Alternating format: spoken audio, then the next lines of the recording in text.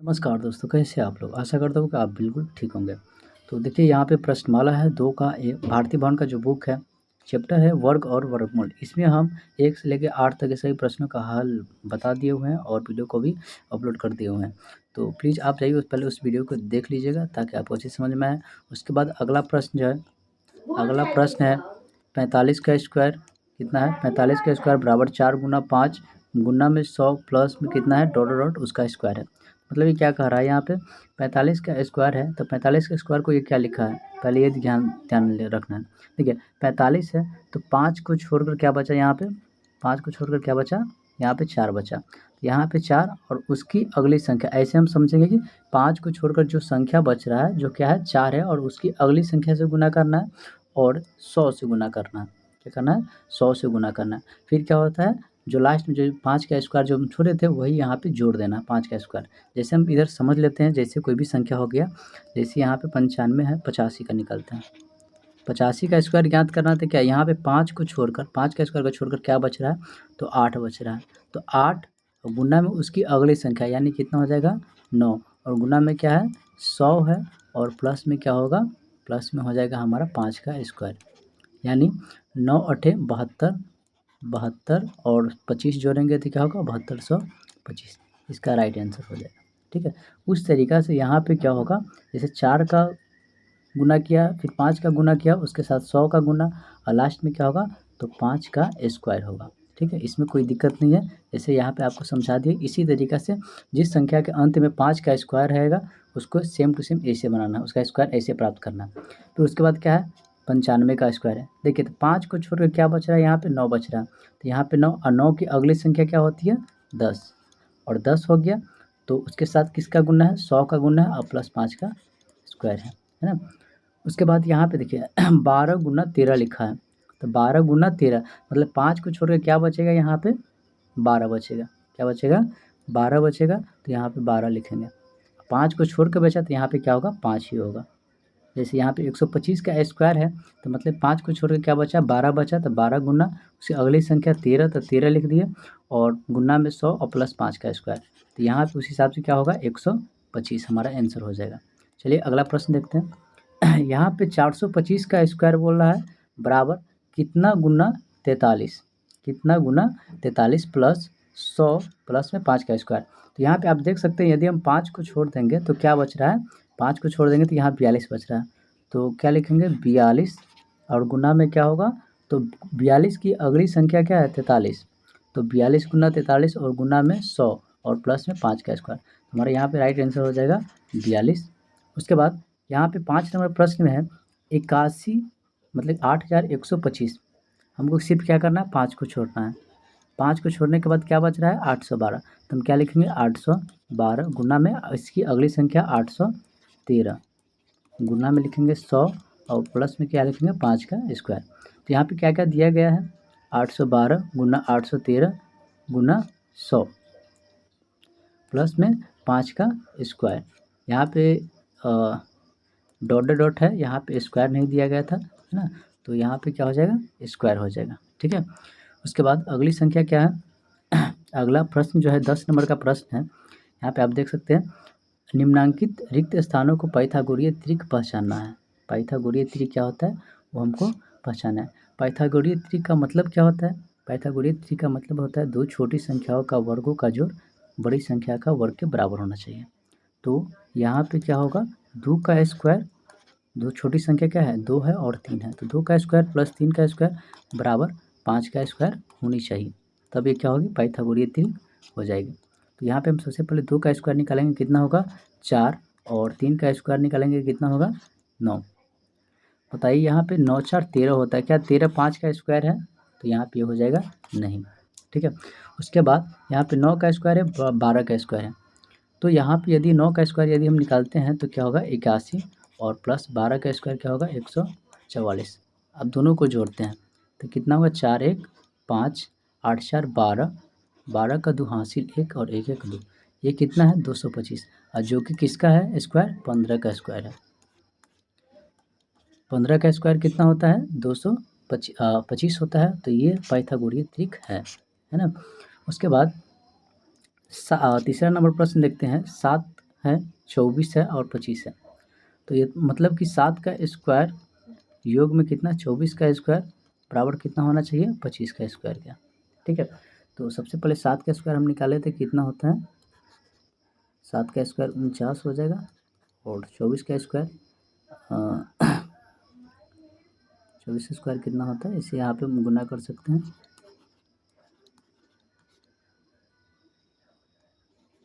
96, 48, 6, 9, 8, 17 का 6 हासिल 576, कितना है, 576। तो 576 में यदि हम कितना जोड़ेंगे, 49, तो कितना आता है, 915 हमारा आता है, कितना, 915, और 4 और 7 4 में जोड़ेंगे तो कितना हो जाएगा, 11, और 11 में 1 जोड़ेंगे तो कितना होगा, 12, 12 का 2 हासिल 1, और 5 में 1 जोड़ेंगे 6, 625 किसका स्क्वायर है, तो ये है 25 का स्क्वायर, यानी यहाँ पे 25 था ही, तो ये हमारा पाइथागोरीय त्रिक है ना, ये पाइथागोरीय त्रिक है, तो इसको आप ध्यान रखिएगा।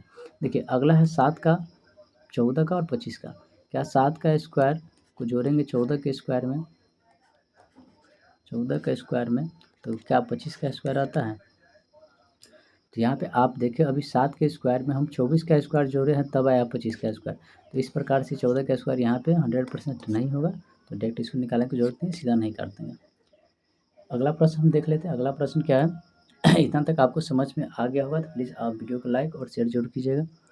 तो चलिए यहाँ पे 5 नंबर का प्रश्न देखते हैं। 4 का और 5 और 9 का ये पाइथागोरीय त्रिक है कि नहीं, इसको हम ज्ञात करते हैं। तो सबसे छोटी संख्या का वर्ग हमको ज्ञात करना है, तो यहाँ पे क्या निकालेंगे, 4 का स्क्वायर प्लस में क्या ज्ञात करना है, 5 का स्क्वायर बराबर में क्या है, 9 का स्क्वायर। तो 4 का स्क्वायर कितना होता है, 16, उसके बाद कितना है, 5 का स्क्वायर 25। अब दोनों को जोड़ते हैं तो हमको कितना आना चाहिए, 81 आना चाहिए, है ना। तो यहाँ पे क्या होगा, यहाँ पे 25 6 31, और सॉरी यहाँ पे 5 6 11 का 1 हासिल 1, और कितना हो जाएगा, 2 1 3, कितना, 2 1 3 1 4, कितना हो गया, 41। ये बराबर नहीं हो रहा है, इसलिए नहीं होगा। ठीक है, उसके बाद 30 का स्क्वायर प्लस 40 का स्क्वायर बराबर 50 का स्क्वायर होता है कि नहीं होता है। तो 30 का स्क्वायर यहाँ पे ज्ञात करेंगे, प्लस में 40 का स्क्वायर बराबर होना चाहिए कितना, 50 का स्क्वायर। यहाँ पे 30 का स्क्वायर यानी हमको 3 तिहाई 9 होगा, और डबल जीरो, 1 जीरो का स्क्वायर डबल जीरो। यहाँ पे 4 का स्क्वायर 16 होता है, और 0 का स्क्वायर डबल जीरो, बराबर कितना होगा, 50 का स्क्वायर 50 25, और प्लस में डबल जीरो, 2500 आ रहा है, और इसको निकालेंगे 16 9, कितना हो जाएगा, 2500, यानी दोनों बराबर है, बराबर है, तो ये पाइथागोरीय त्रिक है ना। तो इतना तक आपको समझ में आ गया होगा, उम्मीद करता हूँ। तो अगला प्रश्न है, 11 नंबर का प्रश्न है, निम्नलिखित में कौन त्रिक पाइथागोरीय नहीं है। निम्नलिखित में से कौन त्रिक पाइथागोरीय नहीं है, अभी हमको बचाना है। अब जैसे यहाँ पे देख सकते हैं, 3 का स्क्वायर प्लस 4 का स्क्वायर बराबर 5 का स्क्वायर है कि नहीं, तो वही करेंगे, 3 का स्क्वायर प्लस 4 का स्क्वायर बराबर 5 का स्क्वायर, दोनों बराबर होना चाहिए, तो पाइथागोरीय नहीं तो नहीं है। तो यहाँ पे क्या होगा, 3 तिहाई 9 प्लस में 16 बराबर कितना होगा, 25।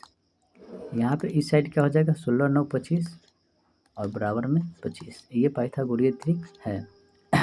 यहाँ पे देख लेते हैं, 6 का स्क्वायर प्लस 8 का स्क्वायर बराबर 10 का स्क्वायर होता है कि नहीं। तो यहाँ पे हम 6 का स्क्वायर निकालेंगे, उसके बाद क्या निकालेंगे, 8 का स्क्वायर, और बराबर में होना चाहिए हमको 10 का स्क्वायर। तो 6 एक कितना होता है, 36, 6 का स्क्वायर 6 बार करेंगे तो कितना होगा, 36, और प्लस 8 8 64। तो यदि आप इन दोनों को जोड़िएगा, इन दोनों को जोड़िएगा तो कितना आएगा, 6 4 10 की जीरो 70 हो जाएगा, 70 में 3 में 100 हो जाएगा, यानी 100 और 100 का बराबर होता है। तो ये क्या है, एक पाइथागोरीय त्रिक है।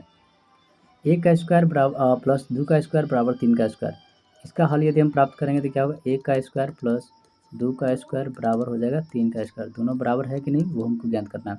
1 का स्क्वायर 1 ही होता है, और 2 का स्क्वायर कितना होता है, 6 होता है, सॉरी 2 का स्क्वायर 4 होता है।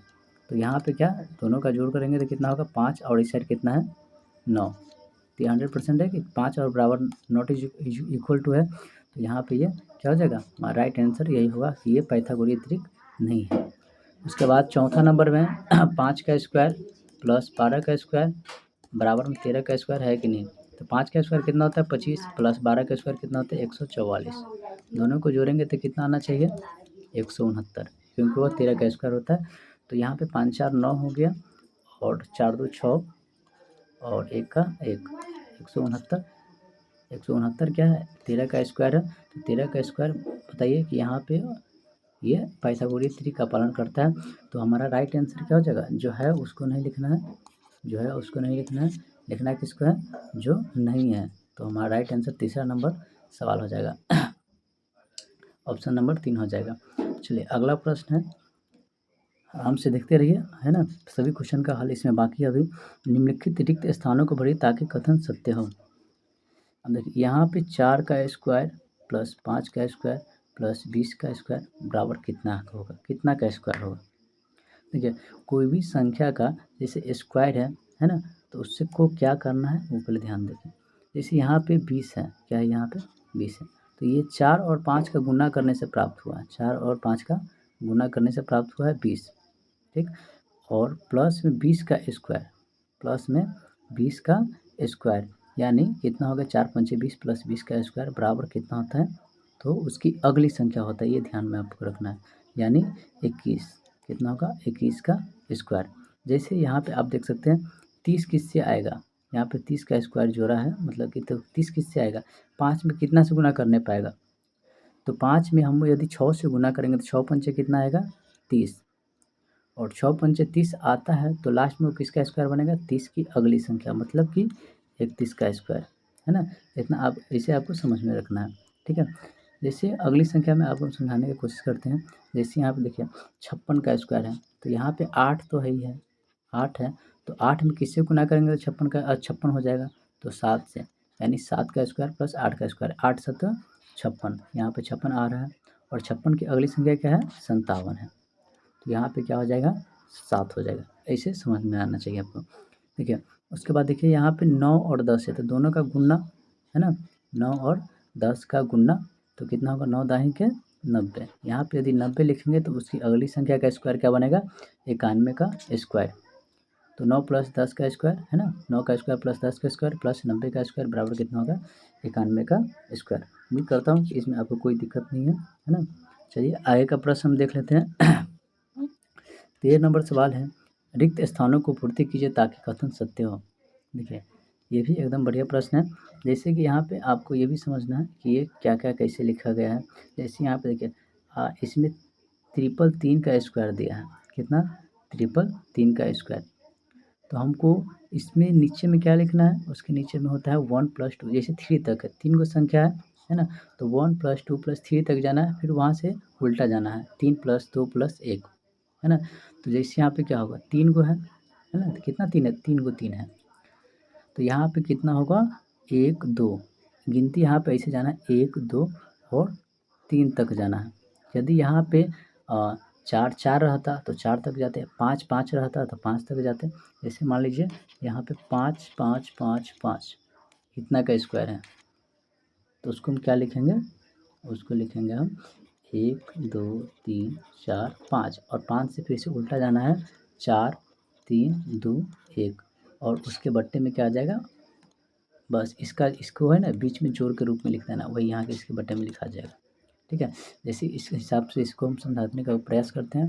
जैसे 3 गो 3 है, तो 3 गो 3 का स्क्वायर है, तो यहाँ पे क्या हुआ कि 1 2 3 और फिर 3 के बाद 2 1, 1 तक चले आए, जहाँ से स्टार्ट किए तो वहाँ तक चले आए। फिर इसी को क्या करना है, जोड़ के रूप में लिखना है, यानी 1 + 2 2 + 3 3 + 2 2 + 1, तो यहाँ पे क्या 1 + 2 + 3 होगा और +2 + 1, है ना। ये समझ में आया आपको, जैसे कि 3 गो 3 है तो 3 तक गए हैं, 3 गो 3 है तो 3 3 तक गए। उसी प्रकार यहाँ पे 4 4 है, मतलब कि 4 गो 4 है तो गिनती कहाँ तक करेंगे 4 तक, मतलब कि लगातार संख्या लिखना है, गिनती लिखना है, जैसे 1 2 3, और यहाँ पे कितना है, यहाँ पे 3 था, 3 2 1 होगा, तो यहाँ पे क्या 1 2 3, इसके बाद क्या होता है 4, 4 के बाद फिर से 3 2 1, 1 से स्टार्ट किए थे 1 तक चले आए। उसके बाद देखिए यहाँ पे ये तो दिया गया है 1 + 2 + 3 + 4 + 3 + 2 + 1, इस रूम में आपको ऑलरेडी दिया गया है, बस यहाँ पे लिखना था। तो यहाँ पे उम्मीद करता हूँ कि आपको ये समझ में आ गया 4 किस प्रकार से आया है। 4 किस प्रकार से आया, क्योंकि यहाँ पे 4 गो 4 है, 1 से लेकर 4 तक जाना है, फिर 4 से लेकर 1 तक जाना है, ना प्लस लिखना है ना माइनस, संख्या वो लिखना है ना। तो चलिए आगे का भी प्रश्न देख लेते हैं, उसमें भी उम्मीद करता हूँ कि समझ में आ गया होगा। जैसे यहाँ पे आप देख सकते हैं 1 2 3 4 5 है, यहाँ पे 1 से लेकर 5 तक है, फिर 4 3 2 1, तो इसका मतलब ये समझेंगे कि यहाँ पे किसका स्क्वायर है, तो 5 का 5 बार, मतलब कि 5 को 5 का है ना, 5 5 का स्क्वायर है, मतलब यहाँ पे 5 लिखेंगे, 5 लिखेंगे, 5 लिखेंगे, 5 लिखेंगे और 5 लिखेंगे, इसका स्क्वायर बनेगा, ठीक है। और इसका स्क्वायर बनेगा तो उसके नीचे क्या लिखाएगा 1 + 2, मतलब 1 से लेकर 6 तक, 5 वो है, 6 नहीं है, 5 वो है, तो 1 से लेकर 5 वो तक वहाँ पर 1 + 2 + 3 + 4 + 5 + 4 + 3 + 2 + 1 तक लिखा जाएगा, है ना। तो यहाँ पे क्या आ गया, मतलब 5 को 5 का स्क्वायर हो जाएगा। चलिए अगला प्रश्न है, यहाँ पे सबसे दिया गया है, देखिए 1 + 2 + 3 + 4 + 5 + 6, 6 तक गया है, तो यहाँ पे 6 6 भी है, 1 2 3 4 5 6, 6 को 6 है, और नीचे भी क्या लिखा है 1 + 2 + 3 + 4 + 5 + 6 है, तो 6 6 तक जोड़, फिर से वहाँ से नीचे तक 1 तक का जोड़। यहाँ पे क्या नहीं दिख रहा है, तो नहीं दिख रहा है हमको स्क्वायर, स्क्वायर होगा तभी यहाँ पे ये आएगा, ये संख्या, और यहाँ पे ये संख्या आएगा, ठीक है। तो ये एक फार्मूला भी होता है, यदि आपको इतना पूछ देगा 6 का 6 का मतलब कि 6 6 का स्क्वायर यदि पूछेगा तो आपको क्या करना है, तो जैसे आप देख सकते हैं ये कोई संख्या बना और ये क्या है, इसको मान लीजिए जोड़ देना है, क्या करना है, जोड़ना है, जोड़ने से जो संख्या प्राप्त होगा उसको क्या करना है, ये भाग में उछल जाएगा तो गुना हो जाएगा, यदि दोनों का जोड़ेंगे तो इतना ही आएगा, 6 का स्क्वायर कितना आएगा वो हमको पता चल जाएगा, ठीक है। मतलब कि 6 6 का स्क्वायर कितना होता है वो हमको पता चल जाएगा, बस इसमें क्या करना है, जोड़ देना है। चलिए इसके बाद हम अगले प्रश्न को देख लेते हैं। अगली प्रश्न क्या है, निम्नलिखित संख्याओं को वर्गों के इकाई का अंक लिखना है, वर्गों के इकाई का अंक लिखना है, मतलब कि इसका वर्ग 88 है, तो 88 का वर्ग हमको ज्ञात करना है, और 88 का वर्ग ज्ञात करने के बाद क्या करना है, इसका इकाई अंक ज्ञात करना है, क्या क्या ज्ञात करना है, इकाई अंक। तो हम कोई भी संख्या हमसे पूछ दे तो हमको क्या करना है, बस इकाई अंक का ही स्क्वायर निकालना है, यानी 88 का स्क्वायर को छोड़कर हम सीधा क्या लिखेंगे, इकाई अंक का स्क्वायर। इकाई अंक का स्क्वायर कितना होगा, मतलब 8 है तो 8 का स्क्वायर कितना होगा 64, और 64 का इकाई अंक कितना होता है 4, बराबर हमारा राइट आंसर कितना होगा 4 हो जाएगा। उसके बाद 76 का यदि स्क्वायर पूछ रहे हैं, 76 का स्क्वायर, तो यहाँ पे हम 76 का स्क्वायर नहीं निकालेंगे, सिर्फ 6 का स्क्वायर निकालेंगे। 6 का स्क्वायर कितना होता है, तो आप जानते हैं 6 का स्क्वायर होता है 36, और 36 का इकाई अंक कितना होता है 6, तो इसका सही उत्तर क्या हो जाएगा 6 हो जाएगा। उसके बाद आप देख सकते हैं यहाँ पे कितना है 38 29, मतलब 3829 है, तो इसमें हमको इस संख्या का स्क्वायर प्राप्त नहीं करना है, हमको प्राप्त करना है सिर्फ इकाई अंक का स्क्वायर, मतलब कि 9 का स्क्वायर, और 9 का स्क्वायर यदि हम ज्ञात करते हैं कितना आता है 81, और 81 का यदि इकाई अंक हम देख ले तो यहाँ पे कितना आता है 1 आता है, जो कि हमारा राइट आंसर है। उसके बाद आप देख सकते हैं ये कोई संख्या है ना, जिसका इकाई अंक कितना है 6 है, तो 6 का स्क्वायर निकालेंगे कितना होगा 36, कितना होगा 36, और 36 का यदि हम इकाई अंक देख ले तो 36 का इकाई अंक कितना होता है 6, देखिए राइट आंसर है। चलिए अब फिर अगला प्रश्न की ओर हम बढ़ते हैं। प्रश्न नंबर कितना है 15 नंबर प्रश्न है। 15 नंबर प्रश्न है, योगफल किए बिना योगफल ज्ञात कीजिए, मतलब कि योगफल किए बिना योगफल ज्ञात कीजिए। इसमें क्या दिया गया है 1 + 3 + 5 + 7 + 9 + 11 + 13, तो इसमें क्या हमको दिख रहा है, ये विषम संख्या, ये क्रमांगत विषम संख्याओं का योग है, क्रमांगत विषम संख्याओं का योग है, तो हमको इससे योग नहीं करना है, जैसे 3 + 4 नहीं करना है, 4 + 5 नहीं करना है, 7 + 9 नहीं करना है, ऐसे जोड़ना नहीं है, हमको डायरेक्ट ज्ञात करना है कि ये कितना होगा। तो सबसे पहले आपको पता होगा कि क्रमांगत विषम संख्याओं का योग कितना होता है, तो जितनी संख्या होती है उसका स्क्वायर होता है। तो यहाँ पे क्या वो संख्या है, कितनी संख्या वो हमको काउंट कर लेना है, 1 2 3 4 5 6 7, तो 7 है तो यहाँ पे क्या होगा 7 का स्क्वायर होगा, यानी 7 7 49, इसका योग कितना होगा 49 हो जाएगा। फिर यहाँ पे आप देख सकते हैं कि कितना है, तो यहाँ पे है विषम संख्या कितना तक है 1 2 3 4 5 6 7 8 9, यानी संख्याओं का संख्या कितना यहाँ पे, तो 9 है, तो यदि इसका हम वर्ग कर दे तो कितना हो जाएगा 81, ये हमारा राइट आंसर होगा। तो इसके बाद हम 15 के बाद अगला प्रश्न देख लेते हैं। अगला प्रश्न क्या है, अगला प्रश्न है 15 का 3 नंबर का प्रश्न है कि 2 + 4 + 6 + 8 + 10 + 12 + 14 + 16, मतलब ये क्या है, क्रमांगत सम संख्याओं का योग है। क्रमांगत सम संख्याओं का योग क्या होता है, तो क्या होता है, जैसे यहाँ पे जो संख्या था इसकी संख्या n है, तो विषम संख्या था तो n स्क्वायर, और सम संख्या तो क्या होगा n स्क्वायर माइनस 1, है ना। तो यहाँ पे क्या हो सकता है, यहाँ पे देखिए 2 + 4, इसमें संख्या ज्ञात करना है, n कितनी है, n संख्या कितनी है, 1 2 3 4 5 6 7 8, मतलब कि 8 का स्क्वायर और क्या होगा माइनस का कितना हो जाएगा 1, 8 का स्क्वायर माइनस का 1 बराबर कितना हो जाएगा,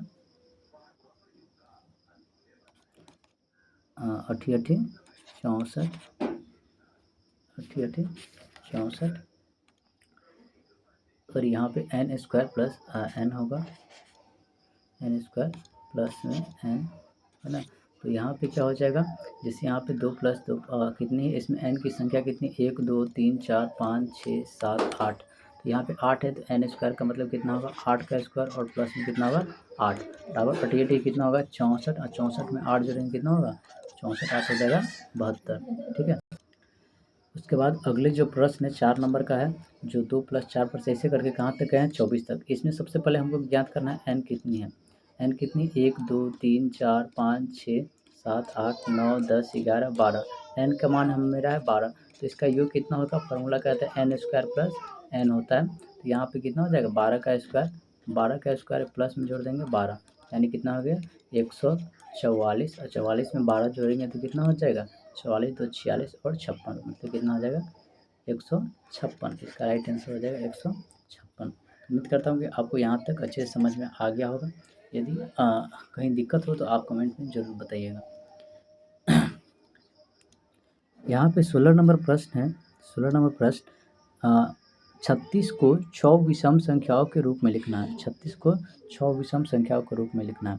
तो 6 विषम संख्या, क्रमांगत 6 विषम संख्या मतलब कि n का मान कितना है 6 है, n का मान कितना है 6 होता है। यदि प्रथम 6 विषम संख्याओं के योग के रूप में लिखना है तो हमको क्या करना है, यहाँ पे क्या होगा 1 + 3 प्लस अगली विषम संख्या 5 प्लस अगली विषम संख्या 7 प्लस अगली विषम संख्या कितना होगी 9, कितना हो गया 1 2 3 4 5, और अगली विषम संख्या कितना होगा, मतलब कि 9 के बाद 11, ये कितना है प्रथम 6 विषम संख्या, तो 36 है प्रथम 6 विषम संख्याओं का योग है। 36 कितना होता है 6 विषम संख्याओं का योग होता है 36, यानी हम 36 को क्या लिखे हैं, तो 1 + 3 + 5 + 7 + 9 + 11, इसको हम इस प्रकार लिखे हैं। यदि हमको यहाँ को 100 का निकालना है तो क्या लिखना है, प्रथम 10 विषम संख्याओं का योग क्या होता है 100 होता है, क्या होता है 100। जैसे यहाँ पे 1 + 3 + 5 + 7 + यहाँ पे 9 + 11 + 13 + 15 + 17 + 19 + में 21। आप यहाँ पे पहले n का मान देखिए, n का मान कितना हुआ 1 2 3 4 5 6 7 8 9 10, 10 हमारा कहाँ तक पहुँच जाता है 90 तक। तो यहाँ पे 90 तक जो विषम संख्याओं का योग है ना, यहाँ पे 10 यहीं तक पहुँच जाता है, तो इसका योग क्या होगा 100 होगा, इसका वो योग 100 होगा, तो हम 100 को ही लिखे हैं इस रूप में, है ना। तो यहाँ तक आपको समझ में आ गया होगा। तो चलिए आय का प्रश्न हम देख लेते हैं, आय का प्रश्न क्या है। आय का प्रश्न है 19 का स्क्वायर और 20 का स्क्वायर के बीच कितनी प्राकृत संख्या है, 19 का स्क्वायर और 20 का स्क्वायर के बीच कितनी प्राकृत संख्या है। तो यहाँ पे हम सबसे पहले क्या करेंगे, जैसे कि आपको पता है कि जो इसके बीच की संख्या ज्ञात करनी हो या है ना अंतर ज्ञात करनी हो, तो अंतर कैसे होता है, अंतर होता है a + b, मतलब कि जो पहली संख्या a है और दूसरी संख्या b है तो a + b लिखेंगे। यदि बीच की संख्या ज्ञात करना है तो मान लीजिए पहली संख्या a है, मतलब कि a का स्क्वायर और b के स्क्वायर के बीच की संख्या ज्ञात करनी है, तो हमारा फार्मूला a + b और माइनस का 1 बनता है। तो इस हिसाब से यहाँ पे यदि 19 का स्क्वायर है तो 19 का स्क्वायर मतलब 19 प्लस में 20 का स्क्वायर है तो क्या होगा 20, और माइनस में क्या होगा 1। तो यदि और दोनों को जोड़ेंगे तो कितना हो जाएगा 20 + 19 बराबर कितना हो जाएगा 39, 39 में 1 हटा देंगे तो कितना होगा 38। तो इस दोनों के बीच की संख्या जो होगी वो 38 हो जाएगी, ठीक है। तो यहाँ पे फिर से क्या करना है, अगली संख्या को बनाना है, सेम टू सेम ऐसे ही बनाएंगे। तो इसके अनुसार ए हो गया ये, प्लस में बी हो गया ये। तो यहाँ पे हो गया ए का मान हो गया 123, बी का मान हो गया 124। तो यहाँ पे 123 प्लस 124 हो जाएगा। देखिए यहाँ पे ए का मान कितना है 123 है और बी का मान कितना है 124 है। तो यहाँ पे क्या, तो आप देख सकते हैं यहाँ पे बी का मान 124 है, प्लस माइनस में क्या करना है, ए करना है। दोनों को जोड़ेंगे तो कितना हो जाएगा 123 प्लस 124, यानी कितना हो जाएगा 247। 247 माइनस का 1 बराबर कितना हो जाएगा 246। ये हमारा राइट आंसर हो जाएगा। चलिए अगला प्रश्न की ओर ध्यान। तो चलिए अभी 2-4 गो सवाल बचा हुआ है, तो साउंड की वजह से, एक्स्ट्रा साउंड की वजह से हम वीडियो को यहीं पे पॉज़ करते हैं। तो जो भी प्रश्न होगा वो आगे के वीडियो में आपको हम समझा देंगे। तो चलिए यहाँ तक आपको यदि वीडियो समझ में आ गया होगा, सभी क्वेश्चन का समझ में आ गया हो, तो प्लीज़ आप वीडियो को लाइक और शेयर ज़रूर कीजिएगा, है ना। तो इसके लिए माफ़ी चाहता हूँ कि यहाँ पे अभी एक्स्ट्रा साउंड की वजह से मैं वीडियो को रोक रहा हूँ। आगे के वीडियो में समझाएँगे। चलिए धन्यवाद।